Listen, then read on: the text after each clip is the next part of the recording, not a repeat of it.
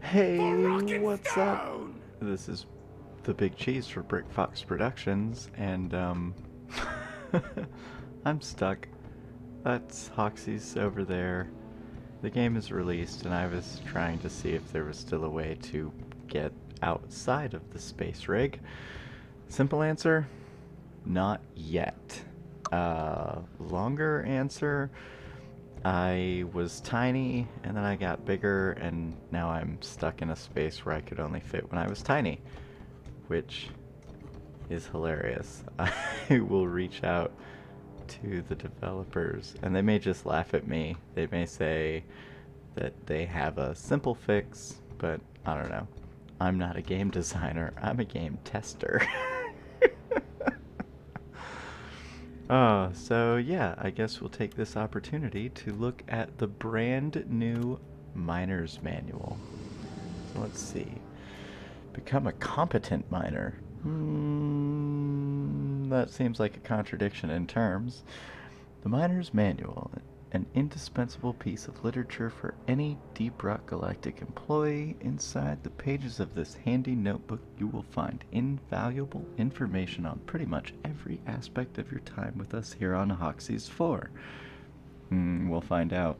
Delve into rich guides on the different regions of the planet, the precious minerals we are here to obtain, as well as in-depth guides on how to be the best combat miner you can be. Combat miner. The Miner's Manual. Never leave the rig without it. Could you imagine somebody in the middle of a mission saying, "Hang on, guys, I gotta hit escape out real quick and check my Miner's Manual." Oh, there's a lot. So let's see, basics. Okay, depositing. Yep, into Molly. Dirt, tunnel, got it. Pickaxe, mine stuff. Navigation, terrain scanner, laser pointer, and light, all necessary. Ammo, managing ammo, how to get more ammo, and how to resupply. That's cool. Traversal, obviously, you've got the gunner's zipline, the platform gun of the engineer, the driller can do whatever the hell he wants, because he just drills, and the scout will leave the rest of the team to die as he grappling hooks away to save his own life. Oh, the space rig's kind of cool. Oh, wow! So promotions are over in the Memorial Hall. The med bay is where things that don't go as planned happen.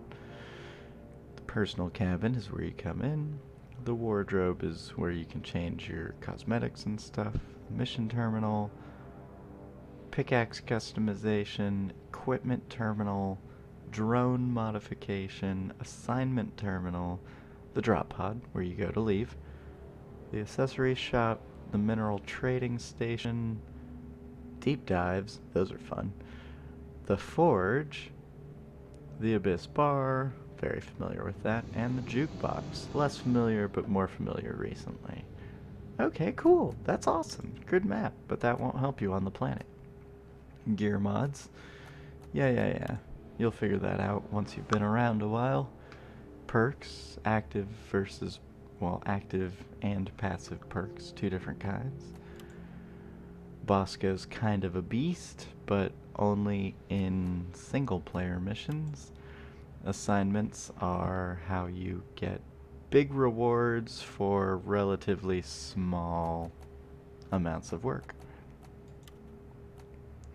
Wow, okay, so the getting started was pretty good. Oh, wow. Wow! You know, I knew this, but I didn't 100% know this. The different damage types. I had no idea that there were 14 different damage types. There's a grab, there's a push, there's a poison, there's pheromones, there's radiation, there's fear, there's electrical damage, stun damage, fire damage, cold damage, explosive damage, armor breaking damage, melee damage, and kinetic damage. So the armor of the little guys is light. These are your typical glyphids. Then you have heavy armor on your glyphid Praetorians. Those are the ones that people with armor breaking will shatter most of the armor off of and turn them a bright glowing green of their thorax in the back there. And then you have unbreakable armor, like, oh, what's he called? He's not a dreadnought, but yeah. Anyway, try not to shoot armor unless you have armor breaking, because armor does exactly what armor sounds like it does. It wastes your ammo by doing no damage to the enemy. Conversely, weak points, like the bright glowing booty on the thorax of the grabber, is the weak point. Did I get it all? Weak points? Yeah? Okay. So back to planetary regions. There's a couple of them. We have the crystalline caverns where there are shocky crystals like that, and it's in the dense granite area, apparently. I love story. I mean, story is not totally necessary to get a job done, but understanding why a place is the way it is always kind of neat, going back to the old World of Warcraft days.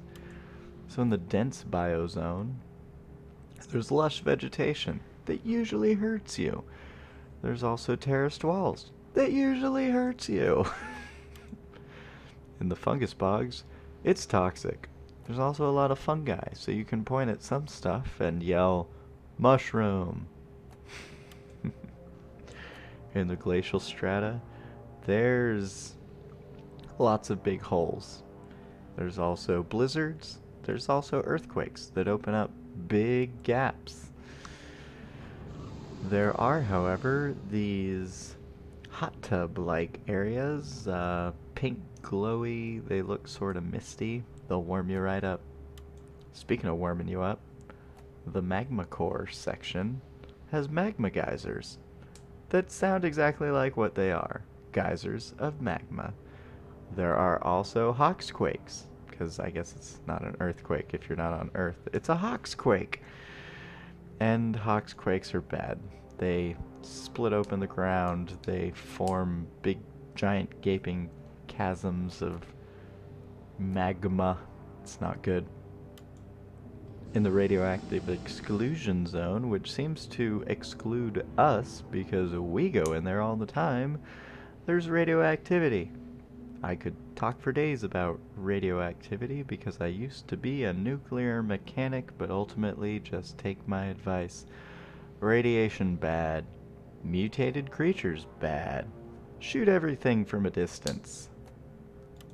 In the salt pits, you've got strange salt formations that allow for very cool procedurally generated caves. It's also a breeding ground for the Kjarnar shellback. Kjarnar shell, yeah, whatever. There's a rolly guy.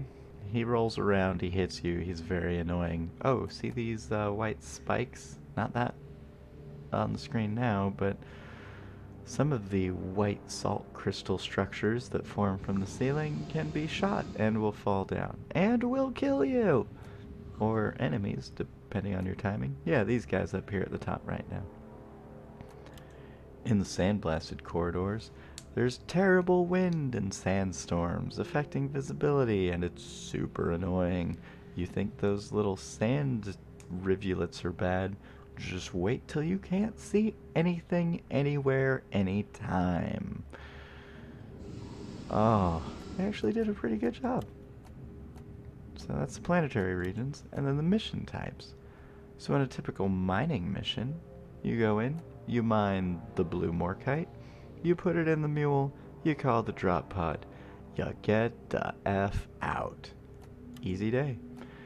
In an egg hunt, where management wants omelets, you locate the eggs, you dig them out, it's kind of gross work, you deposit them into Molly, you call the drop pod, you get the F out. In salvage operations, you gotta find these little mini mule guys, find their respective little leg parts, put them on, call the drop pod, deploy the uplink, prepare the fuel cell, Basically, both those parts are point hold type deals. Stay inside the zone, stay in there while things try to come in and kill you while you're staying in there, and survive. Well, all the missions. In a point extraction, you gotta find the quarks that are usually in the parts of the ground where there's these little blue glowy lights. Inside there, once you Minecraft it out, you find the bigger quarks. You carry the quarks to the drilling platform, complete with guns, call the drop pod, survive, and get out. In an elimination, you would find these giant cocoons that hold these huge glyphids, dreadnoughts. Then you'd call the drop pod and get to F out. Every once in a while, each of these different 5 mission types will have various different warnings or anomalies. Those anomalies are a gold rush, where there's lots of gold. Golden bugs, where every kill is worth gold, literally. Double XP, where you just get XP for being there. Low gravity, that literally makes anything possible. Rich atmosphere, which makes you sound funny and kinda like a chipmunk. Volatile guts, that makes everything explode. Critical weakness, which makes the critical weaknesses hurt even more.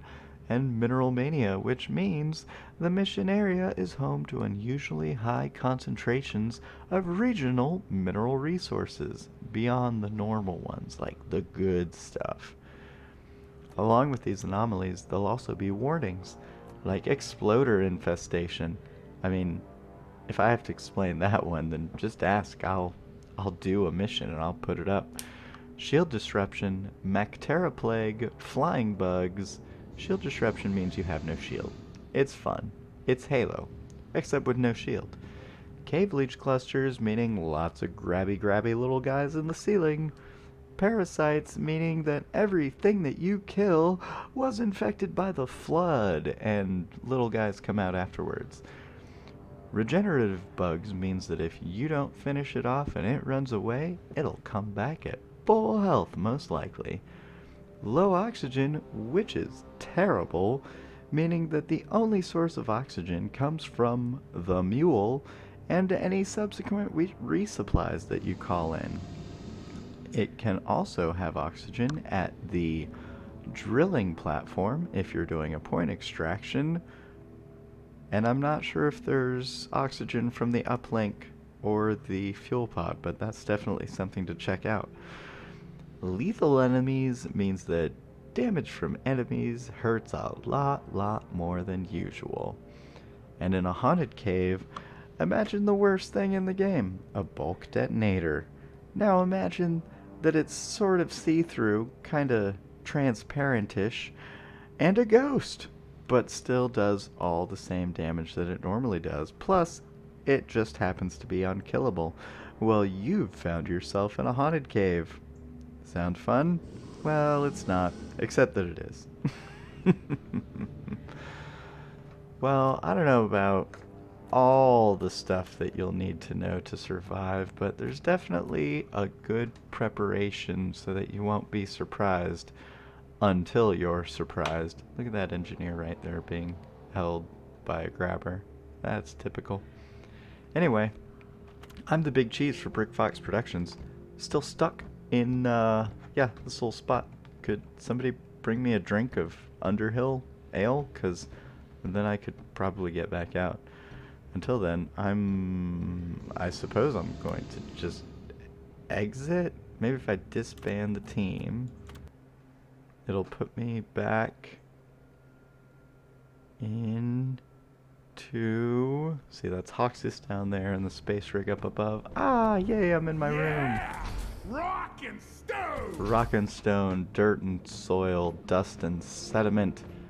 I'm the Big Cheese for Brick Fox Productions, and I'll see you in the next one. Rock and stone! Thanks for checking out the Miner's Manual with me. Have a good day.